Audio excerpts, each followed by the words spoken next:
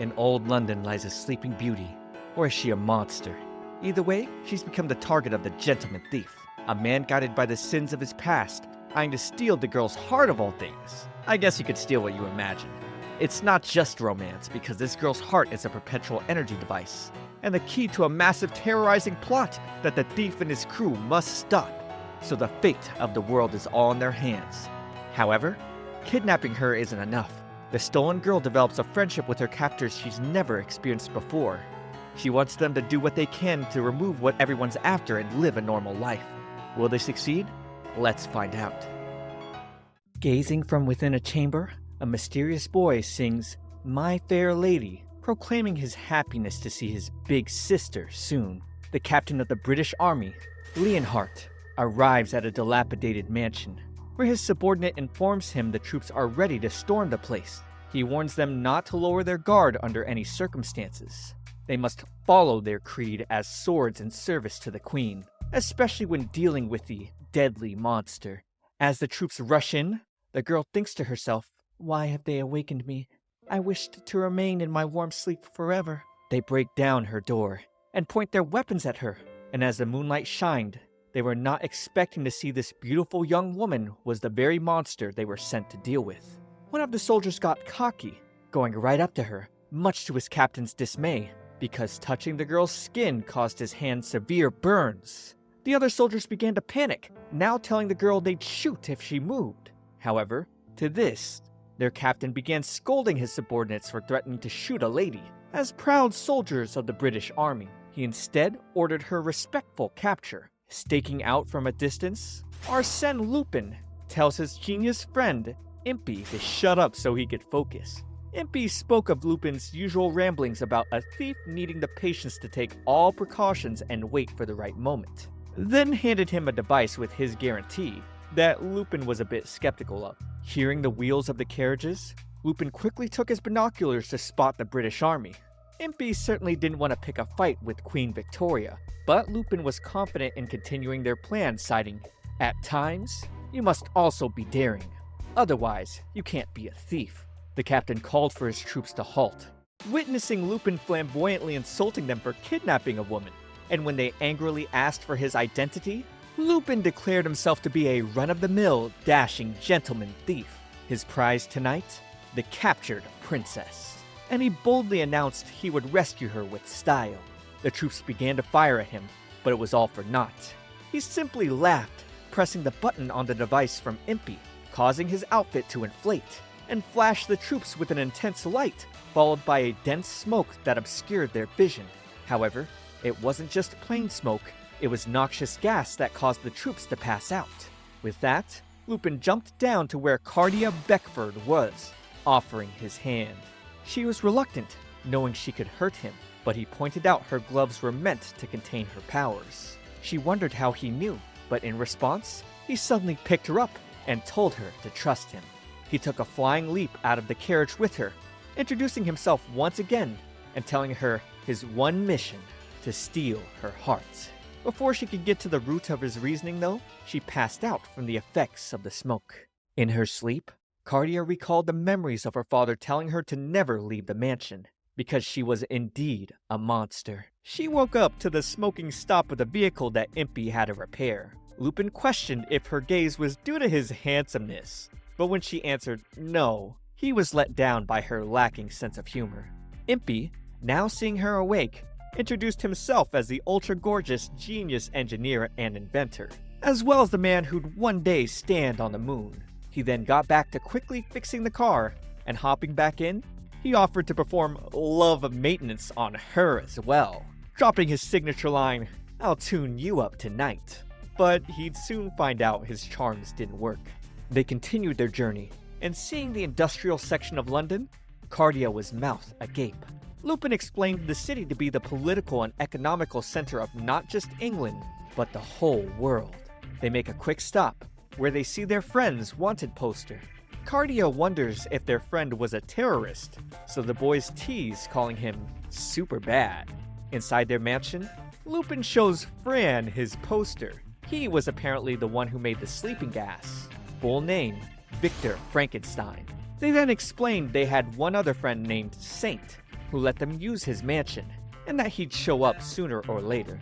Everyone sat down to discuss Cardia's father, Isaac Beckford, a man who majorly attributed to London's prosperity with his genius, as the inventor of the perpetual motion machine known as the horologium, a device also known as the eternally beating heart. It's capable of infinitely creating massive amounts of energy, and he embedded it in his own daughter's body.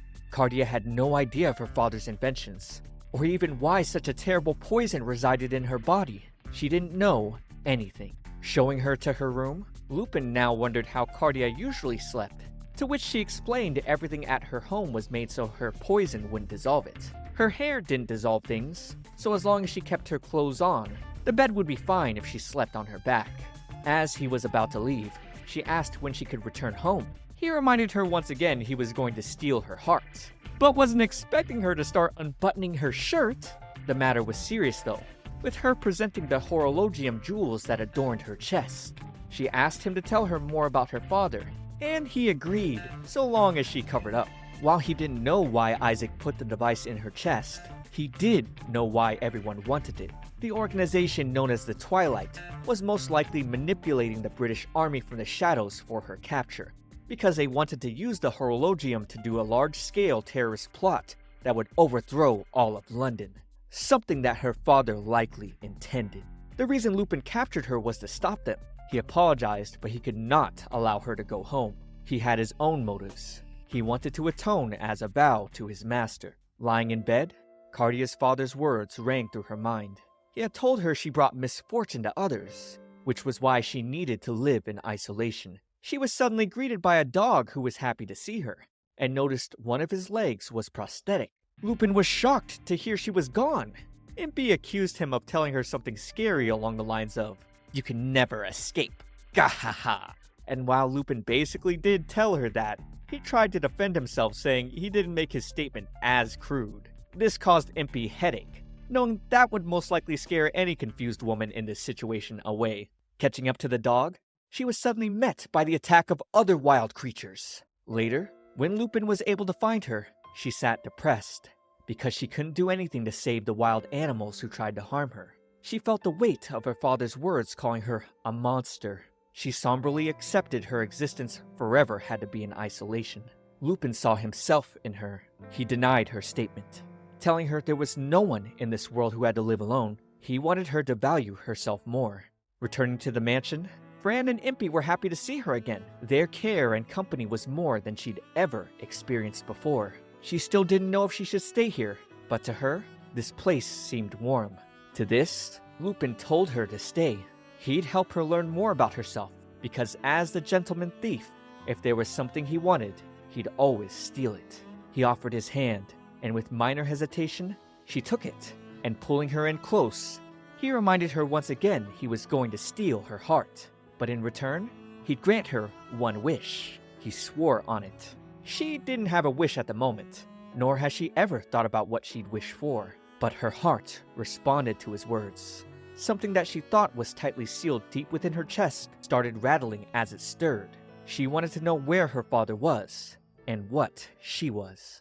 In her sleep, Cardia rolled over, unfortunately causing her pillow to smoke. Lupin entered to tell her about breakfast, only to see her disappointed look over her cooked pillow. Having sandwiches for breakfast, Cardia complimented the self-proclaimed genius chef Impy, causing him to get teary-eyed and offer to marry her. But of course, he couldn't touch her or he'd melt.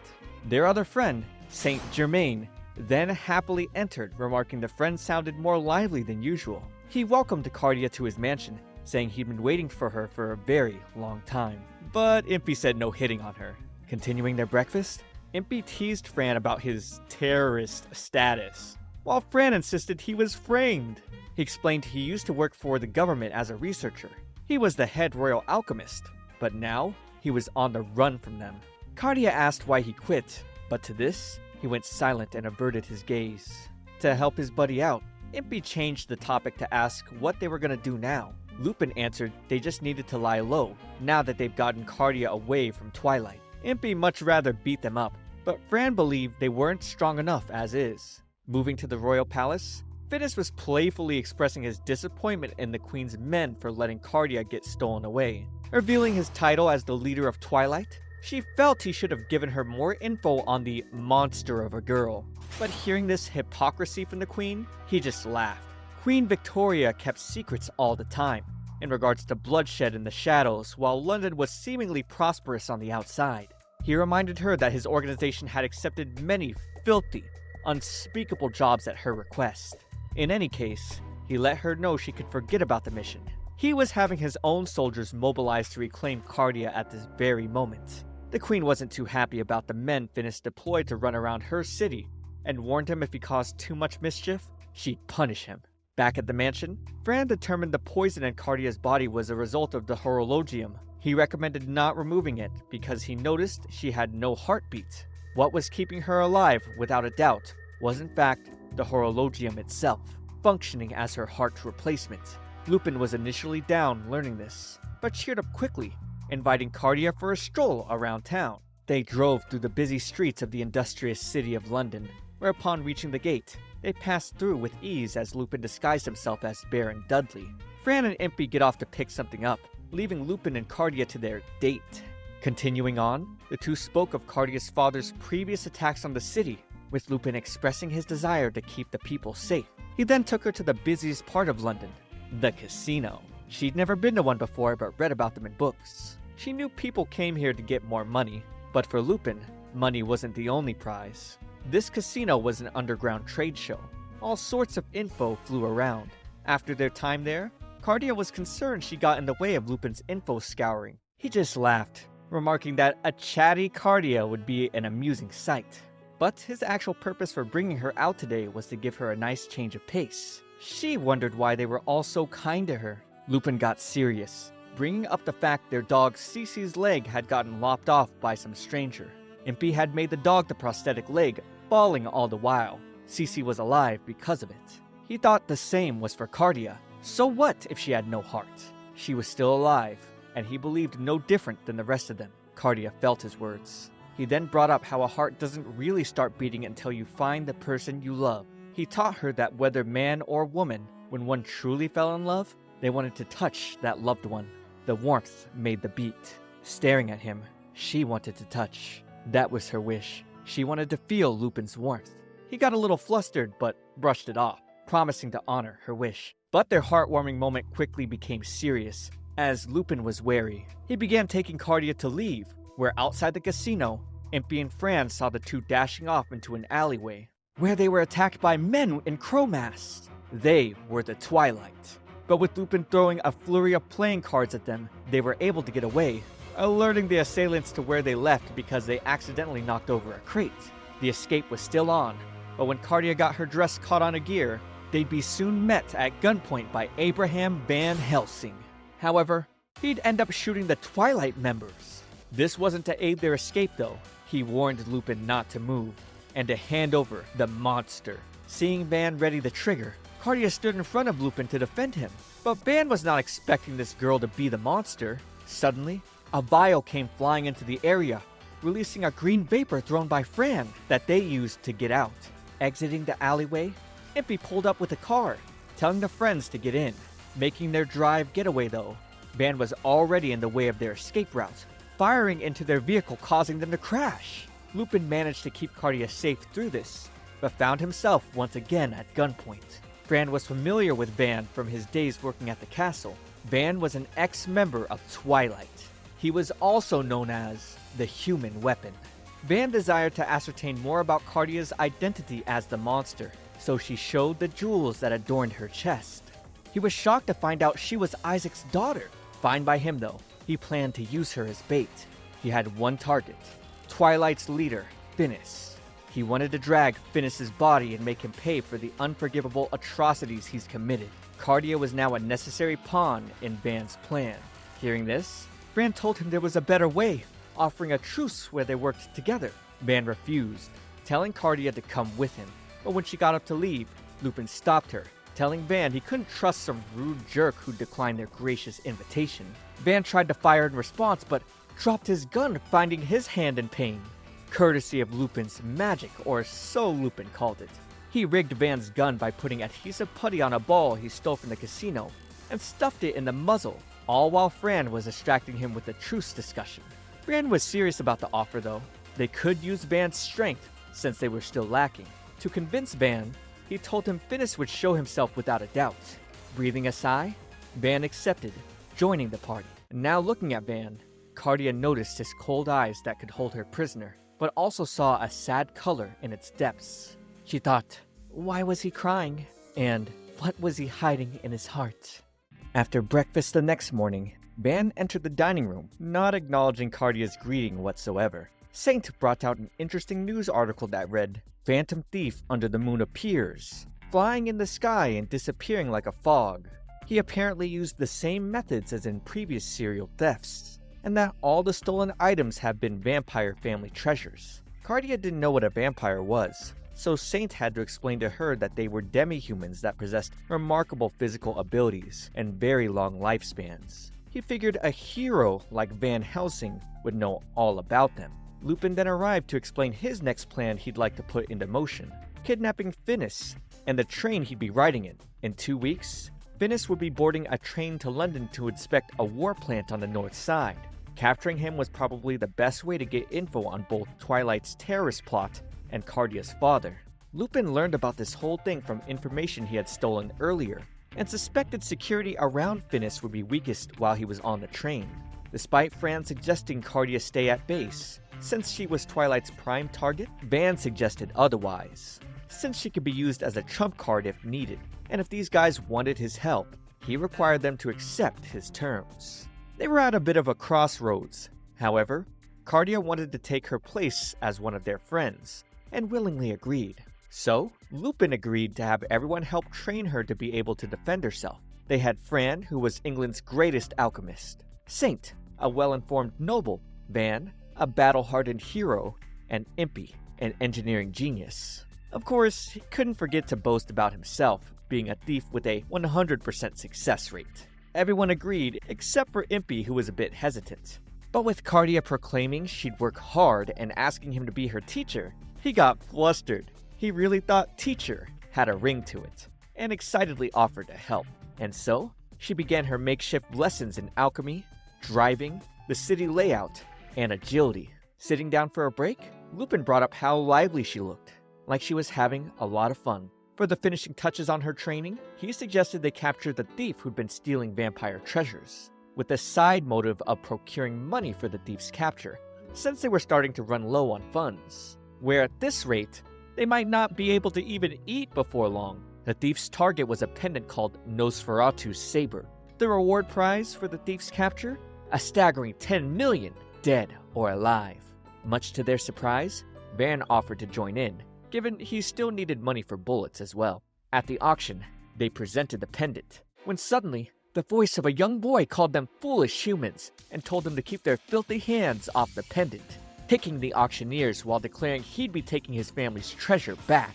Seeing this boy make Van clench his fist, the boy announced his name to be Delacroix II, the current head of the Nosferatu family. As a vampire, he'd never forgive the humans and would get revenge at any cost. Hearing this, the people screamed, running out. Lupin explained the vampire war. 2 years ago, the British government started a large-scale operation with the goal of eradicating all vampires. It was a war only in name. Really, it was a vampire hunt. Cardia could relate, since Delacroix's people were hunted like monsters, just like she was. The boy found himself surrounded by security, who thought him as nothing more than a little boy. He had no issues taking them out though, mostly evading bullets until one caught his leg. That's when security found themselves getting shot down by Van, who scared the last man off. He and the boy he referred to as Dracula knew each other, but Van was the one man this boy couldn't forgive. Van also couldn't forget the day he let the boy escape.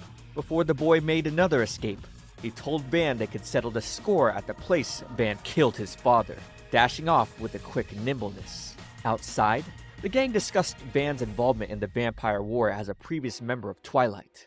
England's victory in the war was said to be attributed to him. To kill Delacroix I, the king of vampires, and his entire family, the child had survived somehow and must have been living all alone. Lupin didn't like the idea of someone dying tonight, and decided they'd go after them. Making his way to the location, Van thought back to his time training the young son and being a friend to the most prominent and happy vampire family, and also the day Finis had him eliminate them as a job under the British Empire, whose main goal was to show off their military might to other countries. Van was stunned to learn by Finis at the time the news about vampires attacking humans was just a story fabricated by the government, but he couldn't refuse the task since Finis was threatening his family. Van killed and set everything aflame. Having slaughtered Delacroix I, his son entered the room, horrified and angry. Van felt a deep remorse because of that time. Dracula stared at his father's pendant. Getting up upon Van's arrival, he challenged his old master to a fair duel, seeking Van's head. His father's regret, his mother's grief, and the anger of all his people, he was fighting to avenge them all. Van parried the boy's strikes with ease, while Dracula continued to question his motives from back then. Van kicked the boy aside, telling Dracula to fight earnestly. So the boy charged in, shouting. When the rest of the gang arrived, Van had his blade pointed at Dracula's neck. Dracula found an opening to make things hand-to-hand combat, only to get tossed to the ground, where Van called him weak. But Dracula kept going, since he's lived all this time to get revenge. It was for naught, though, with Van tossing him aside like a rag doll. He then pointed his gun at the boy, telling him to give up on taking revenge on humans. Dracula began to shake, asking where he was supposed to direct his hatred then. And seeing the boy scream in tears, Van remembered himself screaming in tears, having found his family killed despite fulfilling his duty. He saw himself in young Dracula. Van said he'd give his life to this boy, much to Dracula's surprise. Van's only condition was that he fulfill his own personal mission first, and then after, he'd be willing to die. Dracula wasn't having it initially, but to this, Van wanted the boy to end his revenge by killing him, and to not hate anyone else anymore. Dracula continued to weep and cry, and much to Van's surprise, Cardia ran to the boy's side. She wanted to take him back to the mansion, knowing he'd be lonely here. She recited Lupin's words, saying there's no one in this world who had to live in isolation. Ending this event, Van finally offered to teach Cardia martial arts. Heading home, she still felt the sad color hadn't disappeared from his eyes, but now she could see the kindness hiding behind them. Just like Lupin's hand that welcomed her, she was sure there must be something she could do to make you like this video and subscribe to my channel. Because here at my Shoujo Weekly, I've got plenty of stories involving battle, romance, and hot guys. So come on, hit that subscribe and join me live. In the Queen's room, she was assigning the task of escorting Finis to Sherlock Holmes, a famous private investigator in London with no official title. He was a shrewd, perceptive man who already knew Queen Victoria was employing him with the real purpose of observing Finis. In the evening, Cardia decided to check into Lupin's room. She couldn't sleep, being nervous since today was the day they executed the plan. Lupin tried to help calm her down, reminding her the best she could do was use what she was taught. Cardia responded to him earnestly, telling him he taught her many things, not just techniques. He told her it was okay to be here, and taught her that it was fun to be with everyone. Lupin felt her words, looking at her, deciding to pull her in close, only to get interrupted by Cece happily panting and barking. She then picked up the dog, taking him to get some food. Lupin was scratching his head over the ruined moment, when Van came in, asking about their relationship, which Lupin denied.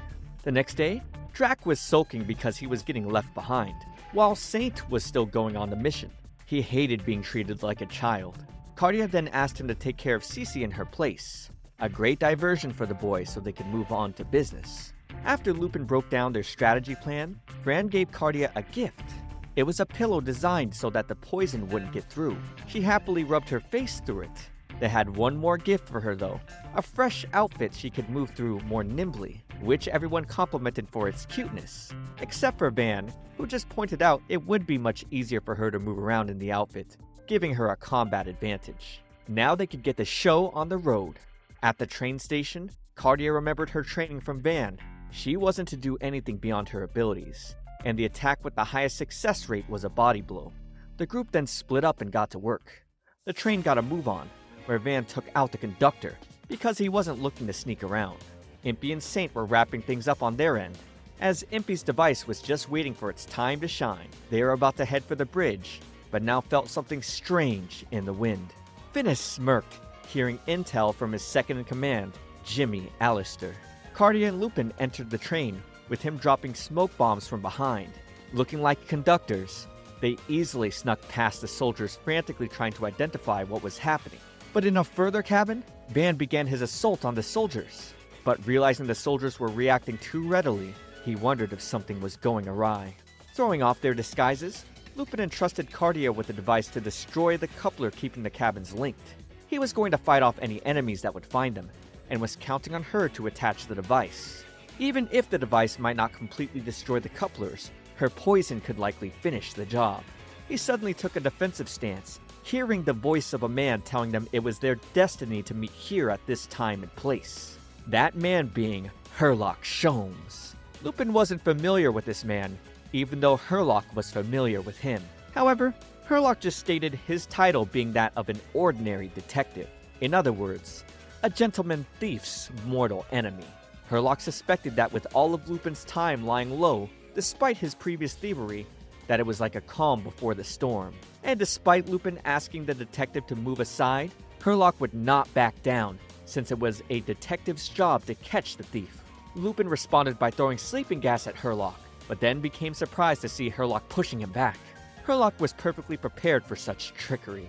Lupin shouted at Cardia to go. He was going to handle things here. She climbed out of the window on top of the cabin, where members of Twilight were waiting for her. Herlock seemed to have the edge on Lupin involving hand-to-hand combat. He then scolded the thief for sending a lady off by herself, but still, Lupin was confident in her abilities. She shoved one of the Twilight men off the train, while the other was taken out by Van. He decided to take on the rest of the pursuers. Hearing the fireworks signal, Lupin was affirmed Cardia had succeeded. Impy saw the signal, so he hit the switch, making it so the front of the train was separated from the back on a separated path. Lupin then baited Herlock by saying they should finish their fight, then instead, choosing to jump out onto one of Impy's flying inventions, apologizing because he would rather avoid unnecessary fights. Lupin countered Herlock's job description, saying it was the thief's job to escape the detective before flying off. This only made Herlock want to capture him more. Impy then received the news from Saint that he shouldn't come to his location. The mission failed, because upon entering the main cabin, Van and Cardia spotted no one, getting a surprise gun pointed at her by Allister, and now finding Finis in front of them. Finis teased Van for giving a look as if he wanted to kill him, but already knew that was against their group's plans. The bridge blew up where Saint was at. Above Impy and Lupin, a British Army airship loomed over. Finis laughed, because he was the one who leaked that he'd be on this train, meaning they were the ones lured into his birdcage. He had been waiting all this time to meet his dear sister. He confirmed it. They were siblings who shared the same father, Isaac Beckford. He condescendingly told her, "Poor thing, you're so confused."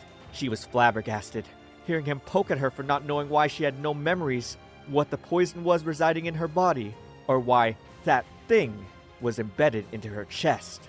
He promised to explain everything, so long as she came with him. Not on Van's watch, though. However, seeing the gun, Finis chuckled some more, saying the Van he knew long ago would have shot him by now. He poked at Van for going soft, and then, as Allister proceeded forward, Cardia gave a signal to Van, who ducked down quickly with Lupin blowing the cabin's side and holding out his hand for Cardia. Van then disarmed Allister, giving time for Cardia to escape Finis's grasp, making it into Lupin's arms. The team watched as the train fell into the cliff, trying their best to avoid shots from the British airship, where luckily, the ship was covered by an unseeable smoke, courtesy of Fran and Saint. The team had made it out safely, but Cardia couldn't help but wonder about the chill she felt in the brief touch from Finis's fingers. It was like a feeling she had as well. As Fran ran through the rain, he thought back to the Queen ordering her troops to use his Zicterium gas he invented to purge the vampires.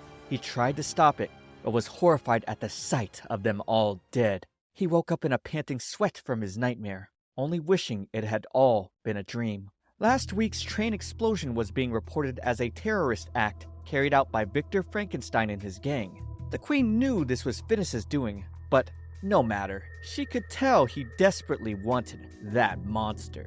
She was interested in what kind of look would appear on Finis's face if she captured Cardia first. While the friends chatted as they normally did, Cardia wondered if something was wrong with Fran. Because he hadn't eaten since yesterday, Van suspected since Fran was one of the Queen's direct subordinates, that something was on his mind after what happened. In his lab, Fran suddenly got up, with Cardia bringing a meal to his door. Despite having stared all day at the newspaper of an upcoming ceremony, he made the excuse that he'd been experimenting so hard, he'd forgotten to eat. Cardia suggested he rest, given he worked so hard to help them, but he discounted her words, saying he was someone to be resented. He turned the subject towards her, asking why she also seemed down lately, and she responded she was confused about Finis being her younger brother. Finis knew about the horologium and her father. She questioned what his motives were. In town, Saint overheard the prize for a race being something that belonged to the modern-day Prometheus. Later, a woman came by him, relaying the message, "I've heard what's going on. I'll lend you a hand anytime you need." However, he responded there was no need. In the late night, Cardia watched Fran exit the mansion gate. Law enforcement spotted him downtown, but this was all a part of his plan to knock them out with gas so he could steal a uniform. Unfortunately, he only knocked out one guard, and the other was right behind him ready to strike. However, this one had gotten taken out by Cardia. With her quickly going to help him out with his plan, he scolded her for being here. But, with enough reasoning from Cardia, he admitted he was trying to sneak into Buckingham Palace. He wanted to get their terrorist status revoked by negotiating with the Queen. Then, hearing the whistles from the police, the two made a run for it. Not knowing Twilight was watching from above, they hid in an abandoned building, where Cardia expressed her worry for Fran. He assured her, though, that this was something he needed to do, and if they made it back safe, he could finally sleep to his heart's content. He'll get Impy to cook a feast, and they'll shop for the ingredients together. He then asked her what she wanted, so she opened up about her wish she told Lupin. She wanted to feel warmth and touch it with her hands. But grabbing the marble from Fran's hand, she knew she couldn't because of the poison. Before Fran could respond, Captain Lanhart called out to them from outside via megaphone, telling Victor Frankenstein and his gang they should surrender graciously. Twilight then appeared right behind the two, and even with Cardia shuddering, Fran pulled her in close, promising to protect her. He threw a vial at the Twilight members, finding a chance to escape from the building and running off with Cardia into another building. They continued to evade the pursuers, but unfortunately, one of them got a hold of Cardia, where she was then saved by Leonhard. He promised not to harm her, as he's been ordered to bring her back. He told the Twilight members to stand down, but they continued to go on the offense anyway, which she steadily handled while Fran and Cardia made their escape, only to find themselves at gunpoint before the British army. Smoke bombs then suddenly dropped, giving Lupin time to beat up the soldiers and save his friends, with Van as well. Lupin figured since Fran had disappeared before the Queen's knighting ceremony, that he was likely up to something. He and Van stopped, letting Fran know Impy was up ahead. The two planned to hold the rest of the soldiers off. Cardia and Fran caught up to Impy, who let them know that while his new flying device could carry more people, it was going to take time to warm up. They flew off though, with Leonhart barely missing his grab on. Inside the device, Impy was surprised to hear about Fran's intention to go to Buckingham Palace. But they weren't expecting Twilight to shoot them with cannons in the middle of the city. They made it past Twilight's airship mostly unscathed, but unfortunately got shot down, crashing towards the Queen who was wrapping up her official knighting. Getting out, they were immediately surrounded by the Queen's guard. Fran made a desperate move. If they attacked, he'd blow the place to smithereens. And so, the Queen ordered her soldiers away. The Queen was smug, calling her encounter with Fran a romantic reunion. He demanded she revoke their wanted status immediately and guarantee their safety. And she just laughed, wondering how he could threaten her, the one who stands at the top of the British Empire. She sighed, then pointed out the toy in his hands could never fool her. So, he pulled out his backup plan, a blue vial that if he threw on the ground, would kill the two of them immediately. And he also informed her that he's taken measures to spread the key ingredients of his Zicterium gas to other countries if he died. Hearing this, she sighed once more, perceiving that he was telling the truth. She jokingly teased him by saying, "I had high hopes for you. How could you betray me?" But he felt she had betrayed him. That day, he discovered she intended to use the Zicterium to wipe out the vampires in order to show the surrounding countries their military might. He tried to stop the spread, but only came to witness dead families, poisoned men, women, and children. He never meant to create weapons. Queen Victoria swiftly stepped towards the attendees, letting them know it had just been proven that all the charges brought against Victor Frankenstein and his gang were false, and that upon her crown, she guaranteed the gang's safety. Any who harmed them would be considered an enemy of the British Empire. She granted Fran this victory out of respect for his strong resolve. Later that evening, Fran relayed his involvement in Project Alchemist to his friends, which had the purpose of creating a Philosopher's Stone, a stone of myths, cited to turn things into gold and grant eternal life. However, he instead accidentally created Zicterium, a devilish poison that was used to massacre vampires in the war from 2 years ago. Isaac had taken over the project after that, and from Zicterium, he created the horologium. Fran apologized to Cardia, understanding all the agony she experienced was technically his fault. But it was thanks to the horologium she was alive. She enjoyed being here with everyone, and that made her happy. She thanked Fran because he was the reason she was here. The moment was heartwarming. He swore to find some way to get the poison out of her. She was surprised. She had given up so long ago on touching anyone, on dreaming like a normal person. Right now, none of those wishes could come true, but she wondered if she could continue to wish for them. Outside one evening, Impy is surprised to hear Saint wants him to rebuild an airship to win an airship race known as the Black Gathering. It's sponsored by a mafia alliance and held once a year. Rumor has it that this year's prize was the posthumous writings of Isaac Beckford. Then, hearing Herlock Sholmes would be guarding the prize, Lupin got fired up. Lupin later stole an airship from somewhere he said would cause them no guilt. Impy, meanwhile, was rebuilding the engine nearby. Lupin explained to Cardia that with them needing to procure funds, she'd have to help Impy in the meantime, and that if Impy tried anything funny, she didn't need to show any mercy punishing him. So, Cardia displayed an effective kick Van recently taught her. Working into the evening, Impy was surprised to find the basket of food Cardia brought for him. He enjoyed the delicious sandwiches, despite the fact that she had made a mess during preparation. Impy conveyed his disappointment in not being done yet, but knew he'd figure it out, given he was the man who was going to go to the moon someday. It was his dream. It all started with a steam engine. The first time he saw one, he thought it was so cool. That was enough to change his whole world, and he wanted to make things like that too. Of course, it didn't work out so well at first, so his teacher told him that science is the power that makes the impossible possible. It's the dreams and hopes of all people. It can even take you to the moon. Impy wanted to pull off the moon feat, knowing anyone who knew he'd done it would think he was amazing.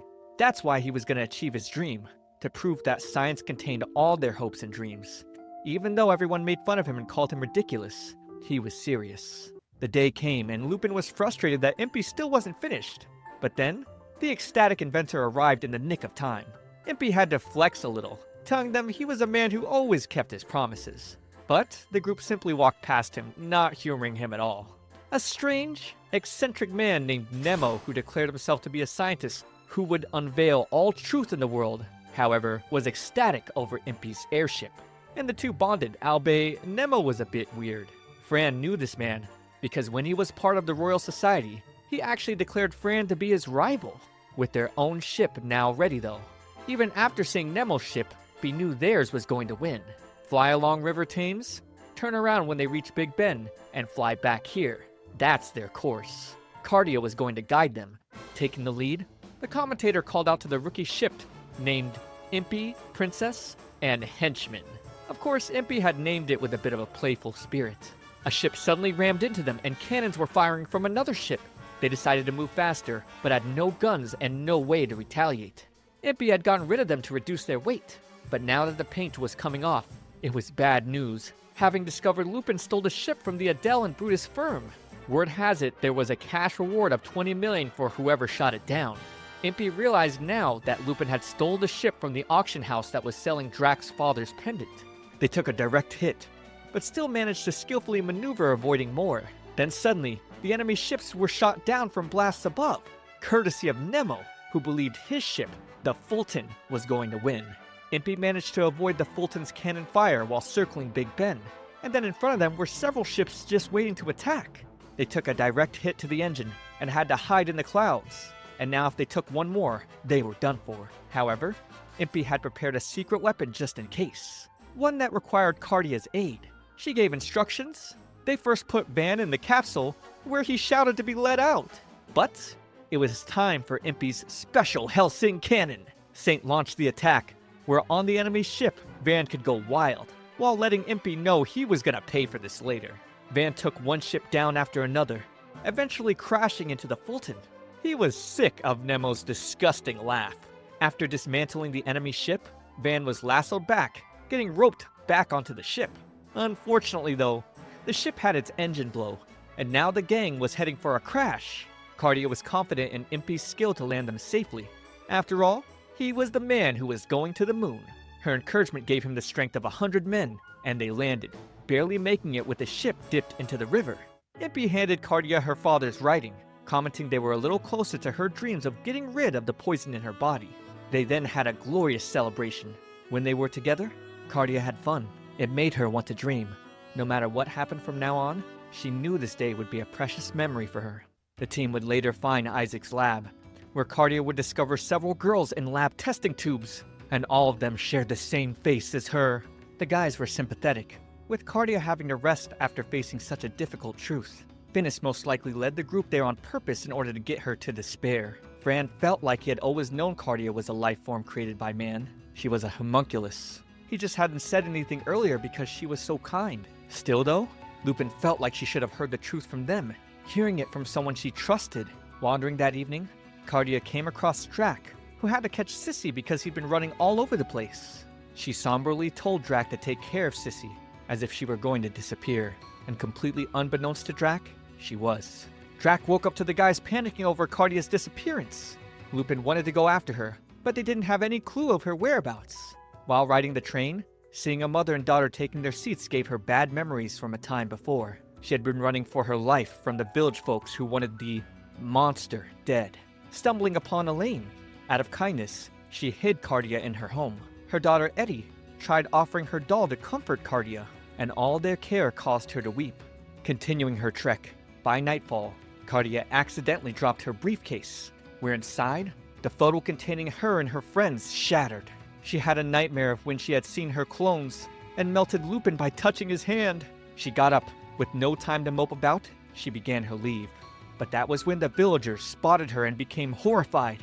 She returned to her home in order to find out who she really was, eventually finding a secret storage containing a letter to her addressed from her father. She had no time to read it at the moment, however, because the villagers gathered a mob, demanding the death of the monster. Elaine defended Cardia from the villagers. She was adamant that Cardia was no monster. The village priest then approached and claimed Cardia was the messenger of the devil who would bring calamity to the village. As evidence, he cited that their village was stricken by drought and everyone was starving. They were even experiencing an epidemic. Elaine knew these ailments were true, but didn't believe Cardia could possibly be the cause of this. The priest was cold, however, ordering the villagers to take both Elaine and Cardia away. Cardia tried to escape, causing her glove to slip, and her bare hand corroded a villager who grabbed onto it. The punishment would be imprisoning both Cardia and Elaine within a small cave. As the two chatted, Elaine began to cough continuously due to Cardia's poison vapor. Cardia begged for someone to let them out, and resorted to eroding a way out. By morning, she was broken, seeing Elaine completely lifeless. Eddie was heartbroken. With tears in her eyes, she began to call Cardia a monster as well, wishing Cardia had died instead of her mother. The priest ultimately got what he wanted. The people's belief that he, as a messenger of God, was correct, and Cardia sealed herself away. Now in the present day, Cardia was attacked by the mob once more, with the priest claiming her return's purpose was to bring ruin. Again. She was surprised to see Eddie had grown, and this young girl's face was still saddened, as if still melancholic from her mother's death.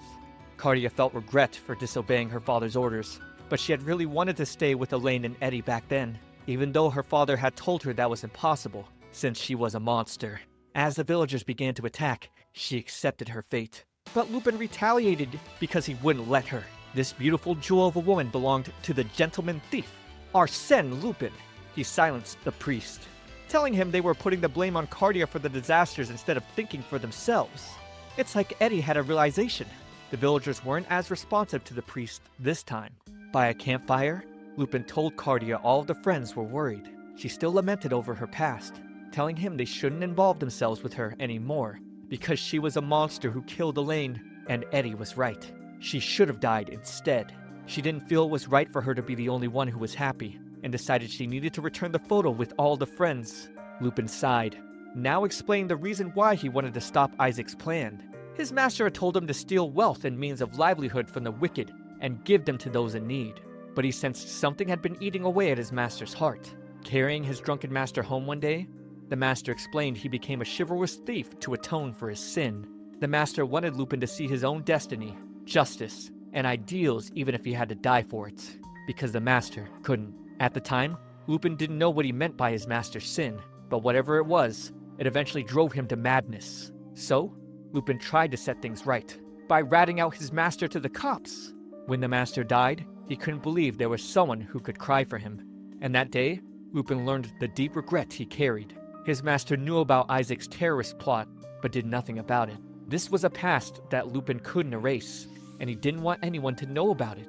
He asked if Cardia hated him now, but she didn't. He swore to never leave her alone, and that the same went for the others. No matter what she was, and no matter what was in her past, none of that mattered to them. Even though at first, her horologium and her connection with Isaac were his reasons for stealing her. That night when he ran after her, it was because he couldn't bear to leave her alone. He wanted to protect her. When he saw her smile, he felt like what he did was right. She wasn't a monster. To him, she was just a normal girl.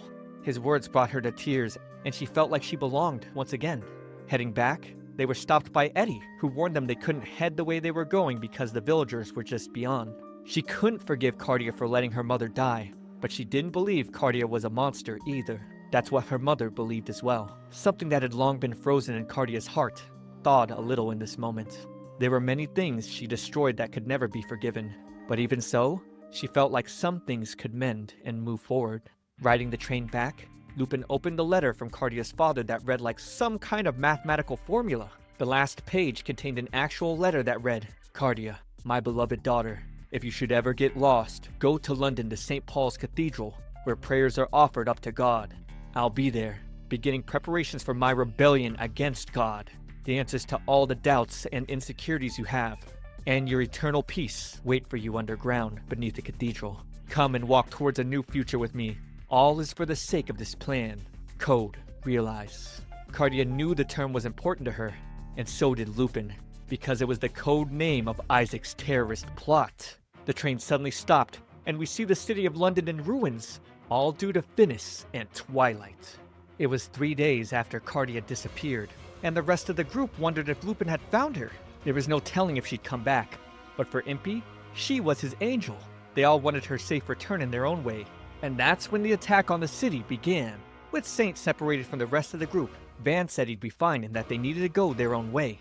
The British Army detailed the Queen on the explosions at London Bridge, Central Station, and the Strand, as well as many other locations. She was then shocked to hear the rebel force was planning a coup d'etat, occupying St. Paul's Cathedral. Then suddenly, a double agent within the army threatened the Queen with a gun, and Leonhard cut him down in response. Twilight attacked, intending to kill the Queen. Ravaging the city, the people tried to escape out of panic. Van found a deserting soldier and put him aside to scold him for trying to abandon while the people were suffering. The soldier had no hope though, feeling that both the Queen and London were done for, before running off. Lupin and Cardia witnessed the soldiers killing each other. They knew the only way to end it all was to head to St. Paul's Cathedral. Lupin's plan was to get the British Army on their side by saving the Queen before Twilight captured her. A sudden attack came from Twilight, but Lupin defended properly. With no time to spare, Van took out the enemies. Impy and Fran were glad to see Cardia was safe and sound. Even though she wanted to apologize for worrying everyone, they didn't mind since she was back. Rushing to a man who died from the attack, Saint put his eyes to rest. He then called out Guinevere from hiding, since both she and him were from the organization Idea. As overseers of history, they needed to stop Code Realize. She had something to give him that he needed to use wisely. However, he didn't want to resort to using it, since Cardia hadn't fallen into Finis' hands yet. He believed in his friend's ability to change her. Guinevere scoffed. She's never known Saint to put friendship over the mission. She didn't believe fate could be changed, and was concerned since thousands of people could die for compassion towards this single person. He understood, but the more time he spent with his friends, the more he developed faith in them.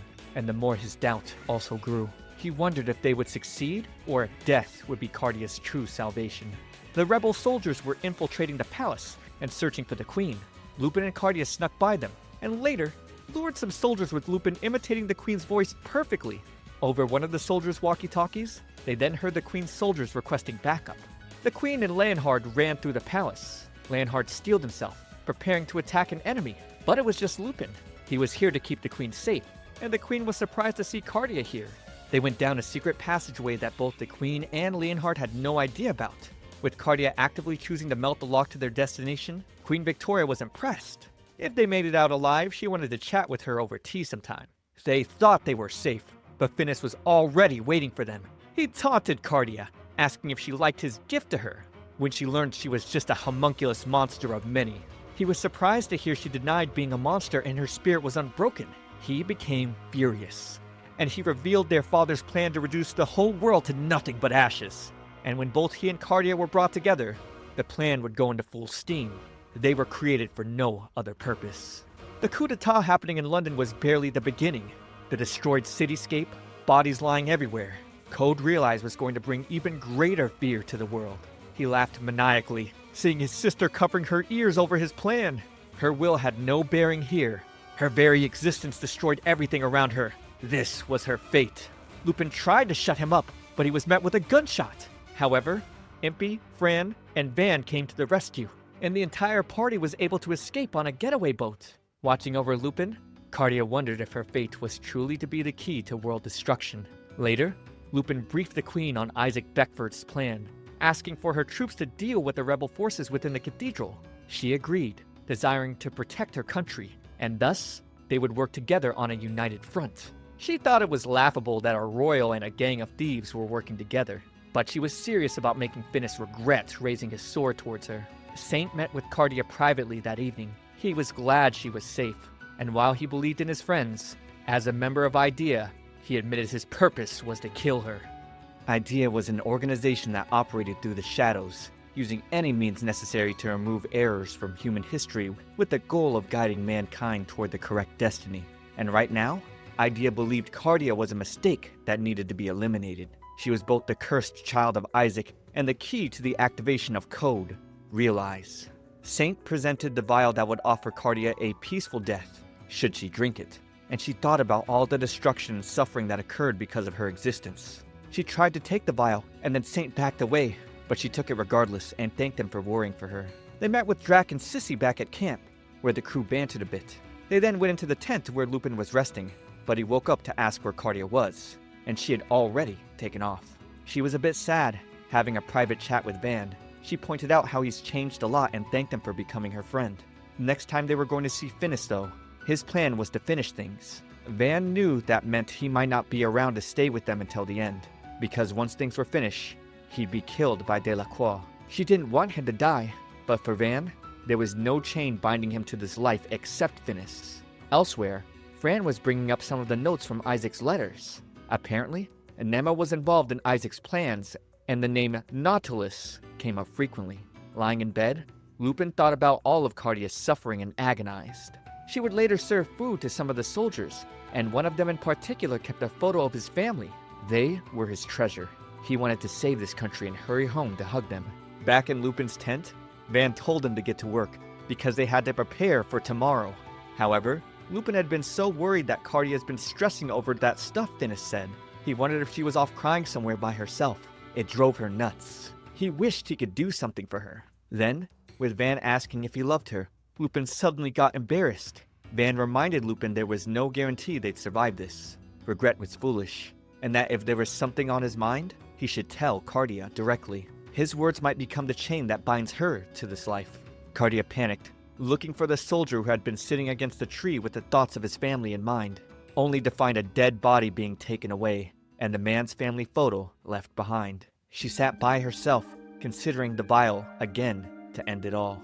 Lupin then appeared behind her, surprised to see her tears. She realized she was scared of dying, but he was there for her, telling her that he and the friends would always be there to save her. However, she then flipped out, asking why he let himself get hurt for her sake. She was so happy when he shielded her, and yet she hated that he put himself in danger for her. She couldn't bear the thought of him dying and her never seeing him again. He then pulled her close in for comfort. She wondered why when she thought about him. Her chest hurt. She wondered if this is what it meant to have a beating heart. And that's when he pulled her hat down to give it a kiss. He swore he wouldn't die, no matter what. He wanted to protect her to the very end. The next day, Queen Victoria gave a motivating speech to her army, and everyone began their mission back to the city to defeat Finis and Twilight. But they didn't know his only wish was for his father to love him for completing this mission. Passing through the cathedral, the party was stopped by the members of Twilight. Drac decided to take them on with the British army. That way, the rest of the gang could keep heading on. Finding the entrance in, the party was met with more Twilight goons and Alistair leading them.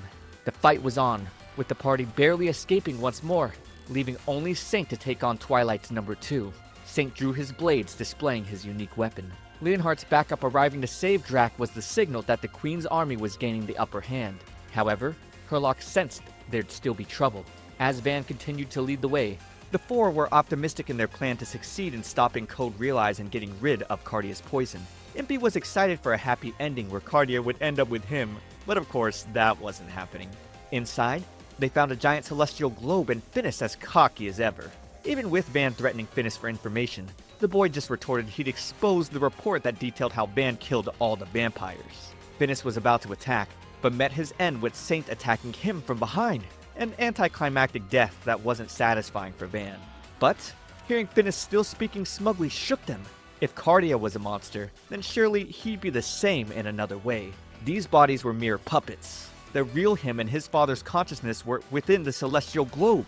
Finis explains their father died and was reborn within this mechanical vessel, currently sleeping at the moment though.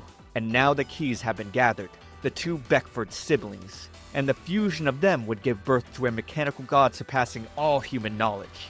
Evolving humanity was Code Realize's true purpose. The Finis clones then surrounded them, and Van went on the offense. He went straight for the globe but hesitated, hearing Finis mention that if he died, they would never figure out how to remove Cardia's poison, and ultimately cost Van the opportunity. The ceiling burst and Nemo's ship started sucking the inside up. Finis then captured Cardia and began his leave with her into the ship. Lupin did his best to reach, but Finis would never let that happen, all so that he could garner his father's love. Isaac was enamored with just how much this doll looked just like his daughter, while Finis wondered why his father would never look at him.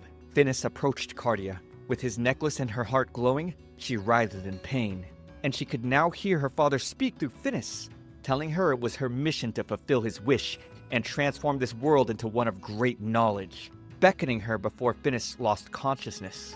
Meeting back at camp with the troops, Impy didn't see much of a way to take down Nemo's impregnable flying fortress, the Nautilus. They were horrified, seeing the soldiers with poison burns from the Zicterium. Isaac had taken over Fran's research after he left, so it made sense that the enemy had plenty to weaponize. Catching Lupin trying to head back to the mansion and fly the Ornithopter, Van threw him out of the vehicle because going alone would be suicide at this point. But still, Lupin was willing to do whatever it takes to bring Cardia back. Lupin grabbed at Van, shouting, asking why he didn't destroy Finis earlier.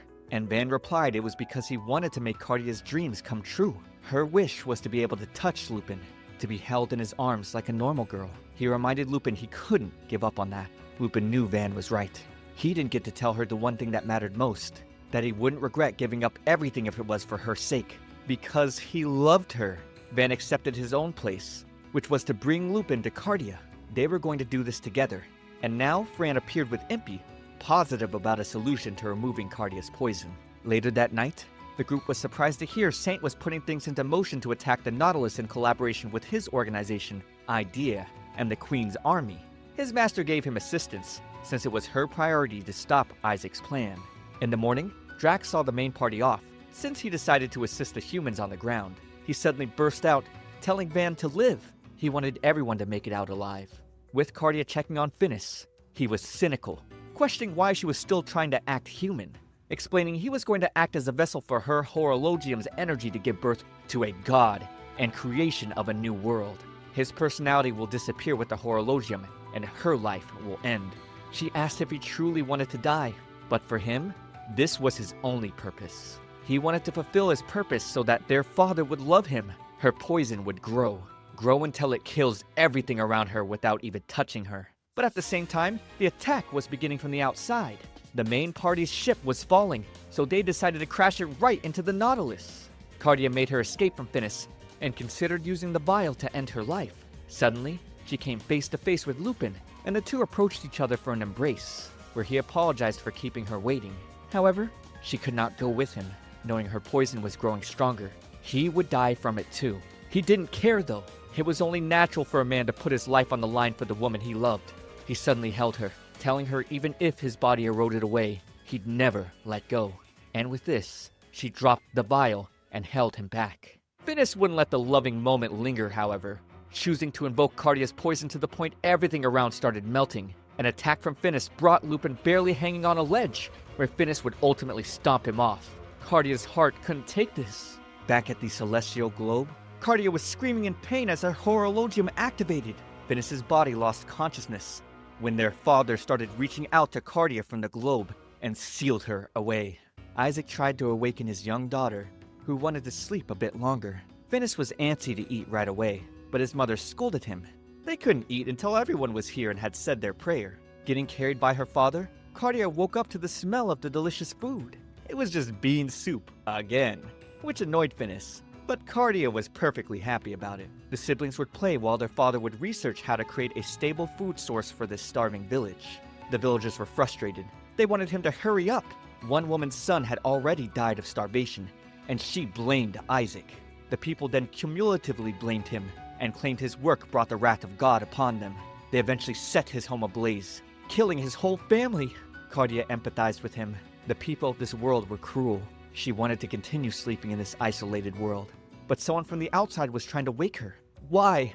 She just wanted to spend her life in a warm, comfortable sleep. She then remembered Lupin's voice telling her he couldn't bear to leave her alone and that he wanted to protect her. And now, he wanted to grant her wish. She cried, reaching out to him, and he pulled her out of the globe for real. They couldn't embrace for long though, since Isaac was now before them. That didn't matter though, because Lupin had won. Fran had explained exactly how to deal with Cardia's poison. He needed to remove her from the globe at just the right time, and now it was nullified. Isaac was fine though. Now that he had the poison, he had no use for her, just like Finis. Cardia couldn't believe this. Finis cried for their father over and over, pleaded for his love. Isaac simply thought of that as foolish though. After all, both Finis and Cardia were disposable dolls to him. Isaac ignored this, claiming himself now to be a god, and that the people were already dancing in the palms of his hands, going to war amongst each other. But with the snap of Lupin's fingers, the Nautilus suffered explosive damage, and Impy and Fran made their way to Nemo, tying him up super quick.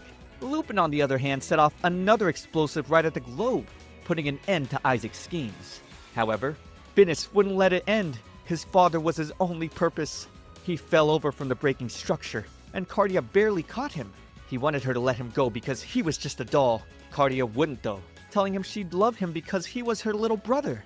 But he still let himself die, refusing her peaceful, loving wish. With Lupin and Cardia making their escape, they were split apart by flames. He told her to go on.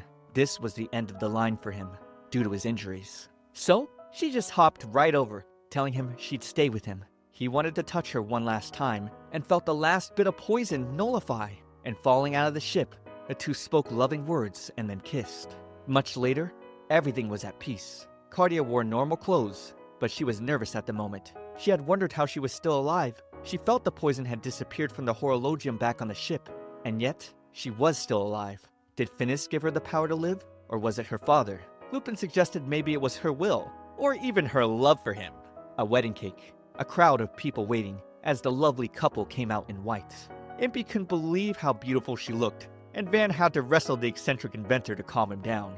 Lupin then bent Cardia over, swearing his vows to protect her and stay by her side, and to continue to steal her heart for the rest of his life. They both spoke their love and kissed, beginning their new life married together. It had been a month since the calamity had passed. A festival was going to be held at Buckingham Palace, soon to celebrate peace and pray for recovery. The gang still needed to hold their own party for Cardia, considering her dream had finally come true, where Impy fantasized about the two of them celebrating with a hot, passionate kiss. But Van let him know the only kiss he was going to get was from his gun. Lupin later went shopping to find a gift for Cardia. However, Saint was the first one to beat him to a gift he wanted to buy her. Then Fran, then Van. Even little Drac beat Lupin to a type of gift he wanted to get for Cardia. Impy was ahead as well. Lupin didn't know what else he could do. He was suddenly approached by a peddler, offering a gift to him, an incredibly valuable jewel. The peddler suddenly took off, and from there, Lupin got jumped by the police. The group back at the mansion was surprised to hear from Leonhardt that he was arrested. The charge? Theft. By a professional thief. Saint assumed Lupin had stolen something after having watched all of them get gifts for Cardia, like he had no other options. Inside his cell, Lupin was griping aloud about how he didn't steal that jewel. He just needed to find that peddler and prove his innocence. But first, he needed to get out of here. A policeman then stopped by with a gift basket from his friends, and attached to the basket was a note that read, "Dear Lupin, we believe you are innocent. Open the basket carefully." Inside was a lunch that started to smoke and his cell blew up. Fran thought Impy perhaps went a little too far, but Van was the one who doubled the amount of gunpowder inside, just in case. Heading out, Lupin was found by the police again, and saved by Herlock Sholmes. A cheap hotel was the best Herlock could do for Lupin, not using his office because a detective in principle could never rescue a thief. Herlock explained the stolen jewel was meant to be mounted in a medal that the Queen was to bestow upon someone for their service in battle at the upcoming festival. The police had been looking for the thief, and Herlock was also employed personally to search for it by the Queen. A notorious band of thieves from Lupin's home country of France was likely behind this. They were known as Le Noir, and Lupin had stolen their money they had stolen from the people to give it back, on more than one occasion. With much reluctance, Lupin accepted Herlock's offer to work together, considering he had no other choice as a convicted man. Time passed as everyone played their parts. Lupin was getting antsy having to wait around so long, but the best thing he could do was wait until the time was right. Herlock's intuition was since the bandits were looking to get revenge, they wouldn't leave until they got it. They were getting so frustrated having no idea where Lupin was, they felt the need to act rashly. Finally, the day came. Herlock presented a newspaper with the headline, "Massive Theft Damage," with the culprit listed as the gentleman thief, Arsène Lupin. Another newspaper with Lupin making the headlines was released. Their friends made a plan to capture the fake Lupin. Le Noir likely got tired of waiting for him, so they set a trap to lure him out and get their own revenge. Later at night, Herlock and Lupin spotted the fake Lupin with the police after him. Lupin caught up to the imposter with little effort, but even with Lupin surrounded, they couldn't deal with the combined effort of the gentleman thief and Herlock, until the two got surrounded again. Just kidding. The two beat everyone with hand-to-hand combat and a little trickery, of course. Then, with the police approaching, a smoke bomb blew, courtesy of Impy. The gang handled the bad guys, and they were tied up nicely for the police. On the day of the festival, the gang kneeled before the Queen. The Queen thanked Cardia from the bottom of her heart for bringing peace to the world, and presented the beautiful jewel for her to wear around her neck. Herlock was waiting outside for them, giving his flowers to Cardia as well. Lupin didn't enjoy that as much, but Cardia was happy. She could touch beautiful flowers all she liked now. Seeing the presents, Lupin was reminded that he couldn't get her anything, even though he intended to get her something to knock her socks off. But having him here was more than enough for Cardia, better than any flower or jewel. He couldn't just let her go without any gift though, so he parted her lips with a kiss. What a nice ending to the series. I feel like the anime was pretty lukewarm, but there were a lot of nice nods to timeless fiction works like Sherlock Holmes, Count Dracula, Frankenstein, etc. It's based on an Ultimate game though, where the writing and immersion is probably a lot better, and even has a sequel that looks like it has more setting in a married life for Cardia. So you can check that out if this piqued your interest. Subscribe for more content, but for now, watch this next video. It's me, ComfyTea. I'll see you all in the next one.